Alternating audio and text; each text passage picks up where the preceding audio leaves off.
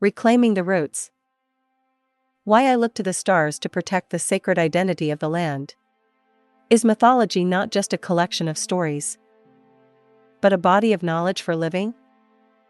I have long carried a quiet feeling that, despite being born in this place, I could not fully say, this is where my roots are. For a long time, I felt no true sense of belonging when it came to my own country's mythology. I did love it. I visited places connected to it. And I was naturally drawn to the stories themselves. And yet, whenever I looked up at the sky, what came to mind were the well-known myths of distant lands. I could not connect them to the place where I was born. I always wanted to feel connected to the land. I loved this country's history, its culture, its landscapes, its wisdom in food, the knowledge preserved in customs, the stories woven from them, and the people who live here, rooted firmly in their lives. As a child, I was physically frail and carried a strong sense of homesickness. I believe I coped with that longing by turning my thoughts toward distant lands and their myths. Perhaps what I longed for was a place that clearly possessed cultural roots. An encounter with an obscure book. No matter how many books on mythology I read, I could never fully accept their explanations. Then one day, I finally found something that resonated with me.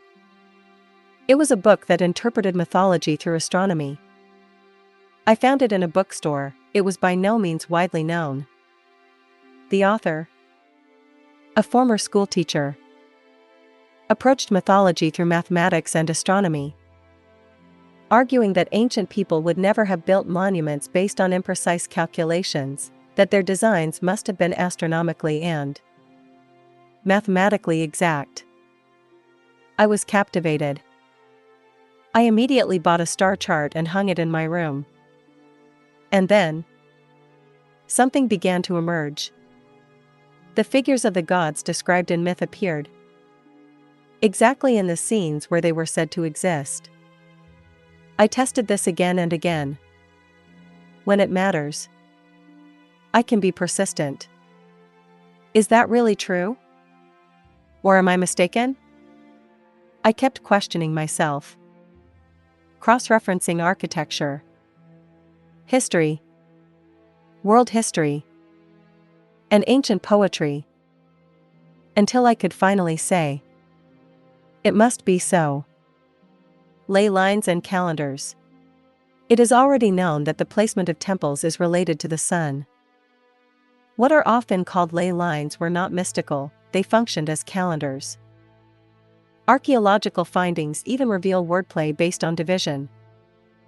There is little doubt that ancient people possessed remarkable observational and mathematical abilities.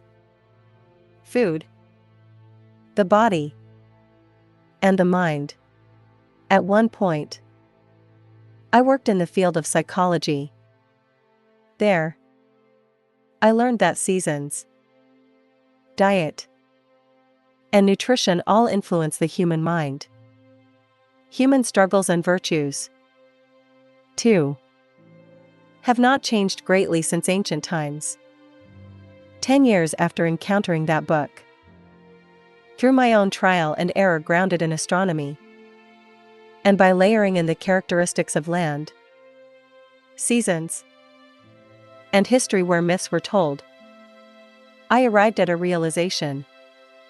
Mythology is not merely a collection of stories, but a body of knowledge for living. Myths are wisdom woven to protect those we love, knowledge for living. When I understood this, I finally felt a deep sense of familiarity, gratitude, and respect toward my own country's mythology. At the same time, I came to feel genuine respect and affinity for the myths of other lands.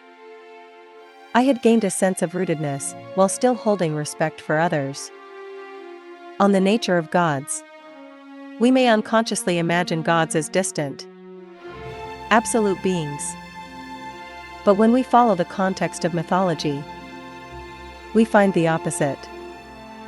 They are closely tied to natural phenomena, seasons, and the rhythms of daily life. They are described as beings that exist within the very landscape around us. In the age of myth, there was no clear separation between humans and nature, between the visible and the invisible. From that perspective, feeling the presence of gods and spirits nearby is not extraordinary, it is natural. Why I believe local gods should not be generalized. Mythology is deeply tied to climate, geography, season, and livelihood. It is a form of intelligence that depends on place.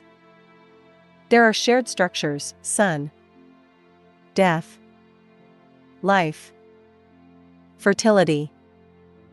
But each deity takes form in order to sustain life in a specific land. Just as myths contain rich individuality within themselves, so too do the mythologies of the world. I do not deny the existence of the spiritual, but neither do I see the gods of temples and shrines as merely abstract spiritual entities. This is where misunderstandings often arise.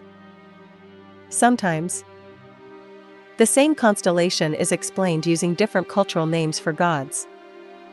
But I do not see these as the same being in different forms.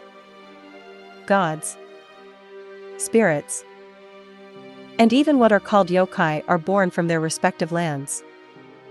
They are, in a sense, like the guardian deities of place, unique and rooted. The fact that stars exist in the sky does not mean they do not also belong to the earth. To claim that distant gods are fundamentally the same being feels, to me, like taking them away from the people and lands that gave rise to them, or separating them from their role as guardians of those places. Mythology belongs to the people who live with it. No outsider has the right to declare them all the same. There are corresponding roles across cultures, but they are not interchangeable.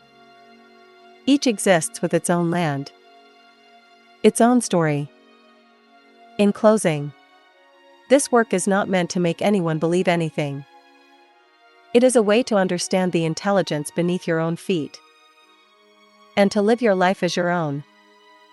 If this helps you return to your own origin, to your own ground, and move forward with a sense of ease, then I hope to offer here a way of reading mythology that can support that journey.